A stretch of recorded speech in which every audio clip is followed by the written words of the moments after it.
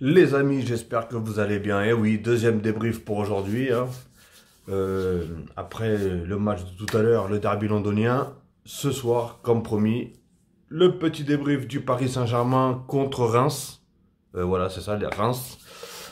Bon bah, hein, on va dire que, le match était assez bizarre. Personnellement, il était assez bizarre parce que les 45 premières minutes, bah, Reims a extrêmement bien joué, hein. D'un côté, Reims a extrêmement bien joué et le PSG marchait, hein. Ils sont venus en tant que touristes, j'avais l'impression. Ça voulait pas trop courir, ça, voilà, c'était pas trop, ils étaient pas trop motivés, ils étaient pas trop dedans. Et Reims, ils produisaient un bon football, ils pressaient super haut, ils prenaient des risques, hein, forcément, parce que quand t'as des joueurs comme Kylian Mbappé devant, un truc comme ça, qui vont très vite, jouer haut, c'est, voilà, c'est des risques à prendre, mais après, comme on dit, qui ne tente rien à rien. Et le pire, c'est qu'ils auraient vraiment pu ouvrir le score ou même en mettre deux en première mi-temps, parce qu'ils ont eu quand même pas mal d'occasions. Mais ça finissait pas au fond. On a eu un très grand Navas. Et non, franchement, les Rémois, bah, en fait, le problème, c'est ça, hein, c'est que, bon, je veux pas, j'ai pas envie de, je veux pas critiquer, hein, non plus.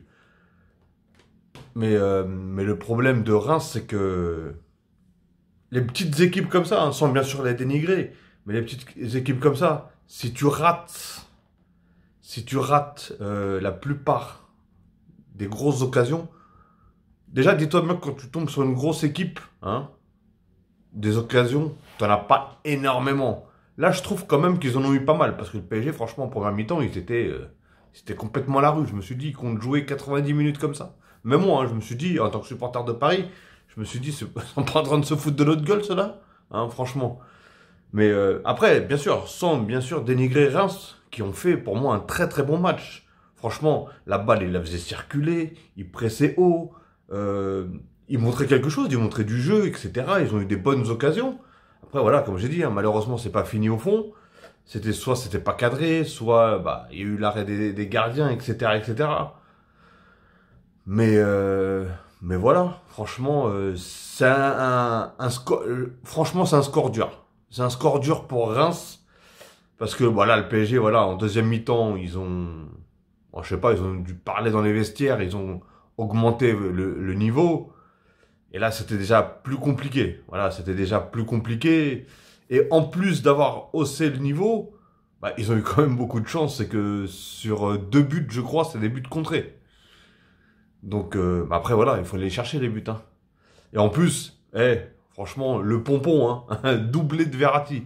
Il n'avait pas marqué en Ligue 1 depuis 2017, si j'ai bien compris le- les, les commentateurs là. Ils ont dit depuis 2017, il n'a pas marqué en Ligue 1.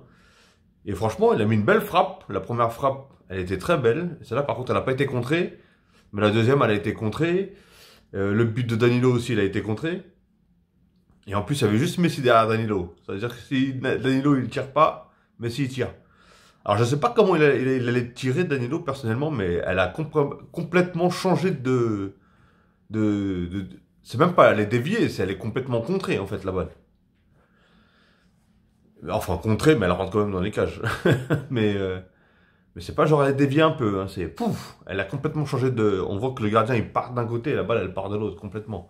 Mais bon, hein, un but reste un but comme on dit, hein. Et du coup, apparemment, pardon. Et, euh, et d'après ce que j'ai compris, la règle dit que quand la balle est cadrée, même si elle est déviée, c'est quand même le joueur qui tire pour bah, le but il est accepté pour lui. Je savais pas. Franchement, ça je le savais pas. Et après que dire, hein, Navas il a fait un excellent match, je trouve. Ramos, ah oui, Ramos, premier match au Parc des Princes. Premier but. C'est beau.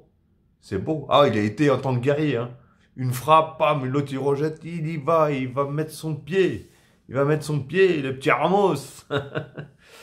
Mais voilà, on voit. Après, il n'est pas à 100%, hein, c'est clair et net.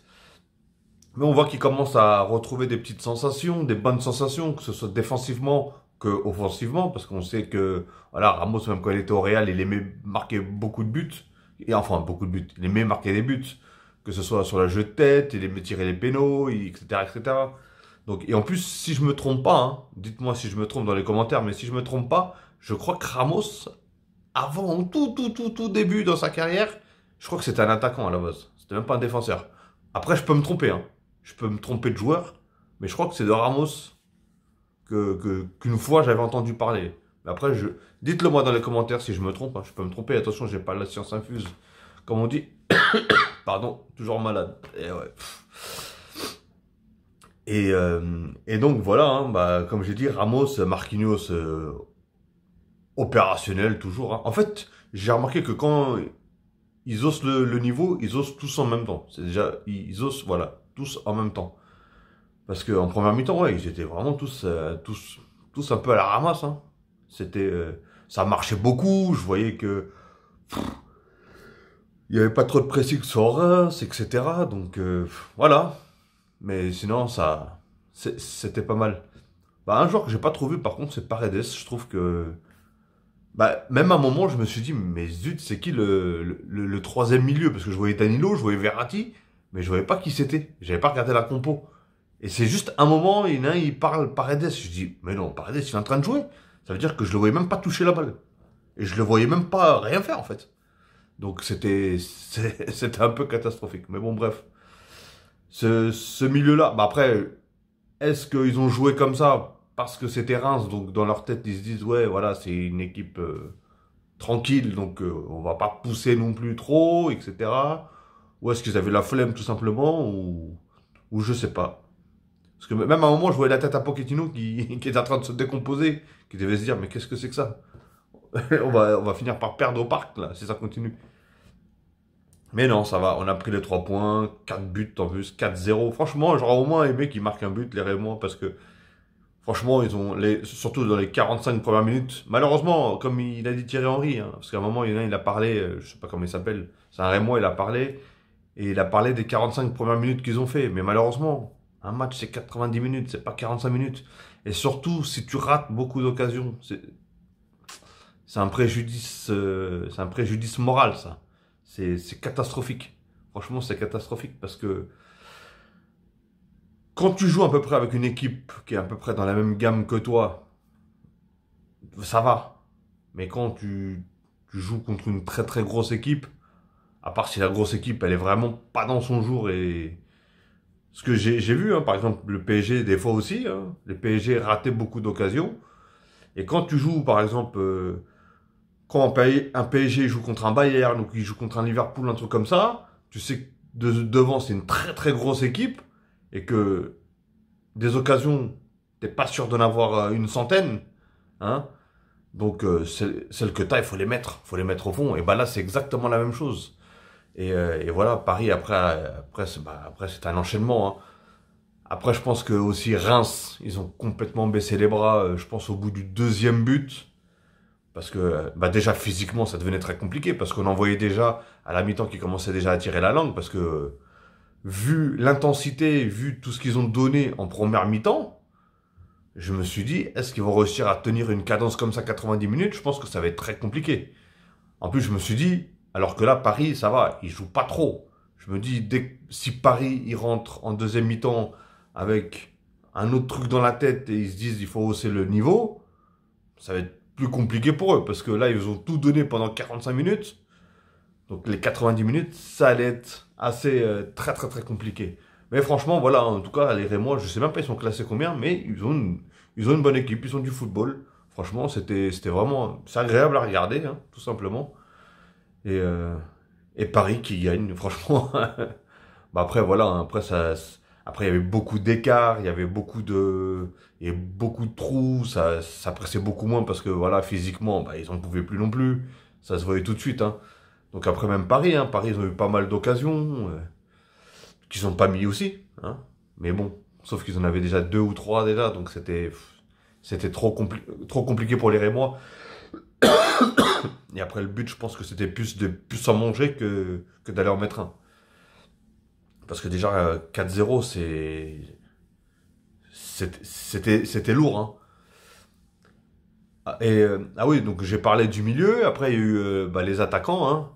Di Maria, il il a fait, je vais pas dire qu'il a fait un grand match, parce qu'il a pas fait un match de ouf non plus. Mais par contre, sur les précisions des balles, hein, parce que je crois qu'il est même, je crois qu'il est sur les actions, sur les buts de, je sais plus quel joueur d'ailleurs. Désolé, je suis en train de réfléchir en même temps, mais je suis tellement fatigué et tellement mal à la tête que j'ai même du mal à réfléchir. Mais bon, dites-moi dans les commentaires, mais je crois qu'il a fait une passe décisive ou deux, non? Ou une, je crois en tout cas. Mais voilà, il a déposé des sacrées balles, en tout cas. Et, euh, et voilà. Mais il n'a pas fait un match de fou, fou, fou. Icardi, bah, je l'ai vu au début courir. Ça m'a même choqué. D'ailleurs, c'est peut-être le seul qui courait à un moment en première mi-temps. Je le voyais redescendre pour aller chercher les ballons et tout. J'ai dit, oula, qu'est-ce qui lui est arrivé? Il a été piqué par une guêpe, lui, ou quoi? Et, et, euh, et après, bah voilà, après, c'était l'agonie, hein.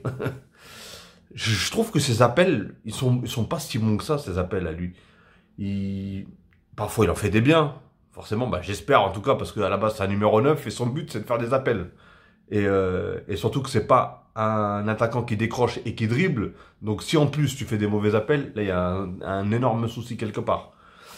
Mais, euh, mais je trouve que, ouais, il fait pas des super appels.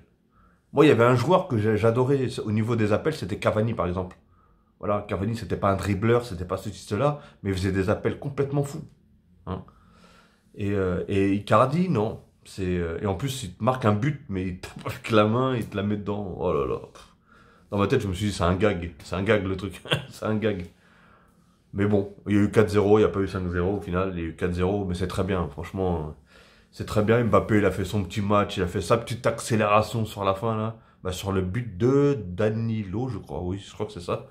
Danilo. Et il a une sacrée vitesse, hein. Ah ouais, non, non, lui, quand il s'y met. Mais je trouve qu'il a pas tout donné. Il a pas. Après, je pense que voilà, je pense que c'est le fait d'avoir cette équipe en face ou je sais pas. Je sais pas du tout. Après, voilà, quand t'as des grosses équipes en face, forcément, t'es plus motivé à te montrer. Là, ça m'a même étonné qu'il marque pas, d'ailleurs. Il en a raté une belle à un moment. Il en a raté une belle, mais bon, après, voilà. Non, deux même. Quand il a voulu enrouler aussi, il a voulu enrouler. Mais ouais, je voyais Icardi qui demandait beaucoup la balle, mais il restait trop derrière les joueurs. Donc tu peux pas demander comme ça la balle dans ces conditions-là, c'est pas possible. Tu peux être qui tu veux. À un moment, Messi voulait lui mettre, mais au lieu de se mettre à droite, lui il s'est mis à gauche, Icardi. Donc alors que c'était à droite qu'il fallait se mettre. Mais bon, après on peut pas non plus inventer, inventer des choses, hein. Icardi, ça reste Icardi, hein. Pour moi, pour moi, c'est une énigme, hein, au PSG. Donc, après, voilà, oui, tu peux le mettre. Pour moi, tu peux le mettre dans des matchs comme ça. Voilà. Des matchs normaux. Mais en Ligue des Champions, un truc comme ça, moi, perso, je le mettrais pas. Même si c'est chiant de pas jouer avec un numéro 9, un vrai numéro 9, mais des fois, c'est peut-être mieux, hein, parce que franchement, quand le numéro 9, il est pas top, hein, pour être gentil, hein, pour pas être vulgaire, hein. Quand il est pas top, voilà, ça sert à rien de le mettre. Franchement, ça sert à rien, strictement à rien de le mettre. Mais voilà, hein, sinon il y avait qui d'autre? Il y avait Guerrer, ça va, il a fait son petit match, Guerrer. Et ah oui, j'ai bien aimé encore Mendes. Mendes sur le côté là, franchement. En plus, il a fait des sacrés centres, hein. Franchement, il a fait des bons centres et tout. Et d'ailleurs, je crois que le PSG ils vont retirer sa clause. Bah, ils vont payer la clause, ils vont payer son transfert, hein. Parce que je pense qu'ils veulent le garder. Et franchement, c'est une bonne recrue. En plus, il est jeune, il a une grosse marge de progression. Et déjà, je le trouve. Après, comme j'ai toujours dit, hein, je l'ai dit, je le trouve fort. Ou dans certains matchs, il est catastrophique. Mais dans certains matchs, je le trouve vraiment très bon, très fort. Il est rapide, il est technique. Il n'a pas peur d'aller avec la balle. Il n'a pas peur d'attaquer. Il n'a pas peur de revenir non plus. Donc voilà, offensivement, je le trouve fort. Défensivement, ça va. C'est pas mal. C'est pas mal. Mais c'est surtout que si on joue avec une défense à 3, je sais même pas comment ça va se passer d'ailleurs avec du coup bah, Ramos, Kipembe et Marquinhos, hein. Je sais pas comment ça va, je sais pas comment ça va être, hein. Surtout qu'après il y aura Hakimi qui va revenir. Donc est-ce qu'on va jouer en 3 avec 3 milieux et 5 avec 3 défenseurs pardon et 5 milieux, je sais pas. Je sais pas du tout. Après, voilà, on a la possibilité de pouvoir le faire parce que les joueurs comme Hakimi ou comme Mendes sur les côtés, voilà, c'est des joueurs rapides, c'est des joueurs offensifs et qui peuvent monter, descendre, monter, descendre. Donc, on peut se permettre de jouer comme ça.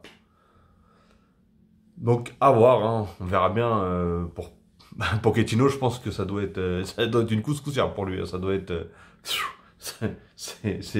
Ah ouais, c'est une gamelle là qu'il est en train de nous faire. Parce que ça doit être très compliqué de choisir, parce qu'en plus, si tu vois que tout le monde est en forme et tout, c'est encore plus compliqué là. Mais bon, qu'est-ce que vous voulez? En tout cas, j'espère que vous avez apprécié le petit match, hein. Même si Paris, ils n'ont pas fait non plus un grand match, mais regarde, ils ont même pas eu besoin de 4-0. Ils ont eu de la chance avec eux, avec les tirs contrés, etc., etc. Mais bon, voilà, hein, ça prend les 3 points. Moi, je suis content. Petite qualification. Le retour de Messi, le premier match de Ramos au parc, ça fait toujours du bien. Messi, on a vu que mollo mollo, hein, comme d'hab, hein, on connaît Messi maintenant. Mollo mollo, mais voilà, il a fait des bons petits trucs. Il a fait des bons appels, il a fait des bonnes passes, hein, comme d'hab, hein. C'est lui d'ailleurs qui fait la passe à Verratti quand il marque, sur son but qui est contré, si je me trompe pas. C'est lui qui lui passe, hein. Après un moment, il fait un bon appel et à la fin, on voit vraiment que son pied droit, il est flingué quand même. En fait, son pied droit, il faut qu'il frappe. Il faut pas qu'il essaye de cadrer, d'enrouler ou de quoi que ce soit parce qu'il est vraiment rincé son pied droit. Il est bon à pousser ou sinon à frapper. Il peut frapper encore, hein, et encore. C'est pas non plus, hein, voilà. Si vous voyez ce que je veux dire. Mais voilà, hein, entre guillemets, hein, le match, il a pas été ouf, mais ça va. Il se regardait, hein. J'en ai vu des bien pires, hein, je peux vous dire. Ok, les amis. Bon, bah, sur ce, je vais vous laisser. Bah, n'hésitez pas à commenter, hein. N'hésitez pas à commenter si vous avez des choses à dire sur ce match-là ou sur des joueurs, hein. Qu'est-ce que vous avez, qu'est-ce que vous avez aimé, apprécié, qu'est-ce que vous avez détesté, tout simplement. Et n'hésitez pas, bien sûr, à liker, ça fait toujours plaisir, hein. Et de commenter, je me ferai aussi un plaisir de répondre si bien sûr il n'y a pas d'insultes. Et si c'est pas encore fait, comme je le dis à chaque fois, abonnez-vous, faites-vous plaisir. Enfin, faites-moi plaisir aussi, hein. Abonnez-vous si c'est pas encore fait, parce qu'en plus je fais beaucoup de vidéos en ce moment. Comme je vous l'ai dit dans plusieurs vidéos déjà, j'ai malheureusement attrapé le Covid. Pendant 7 jours, je suis à la maison, et en plus je suis tout seul du coup. Donc j'ai le temps de regarder les matchs et de faire plusieurs débriefs, même par jour, hein. Donc voilà, n'hésitez pas, hein. Ça fait toujours plaisir et la chaîne comme ça elle augmentera au niveau des abonnés et on le verra par la suite, hein. Ok les amis? Donc sur ce, je vais vous souhaiter une très très bonne soirée ou une très bonne journée, tout dépendra alors que vous allez regarder cette vidéo. J'ai du mal à respirer parfois, pardon. Et je vous dis à la prochaine tout simplement.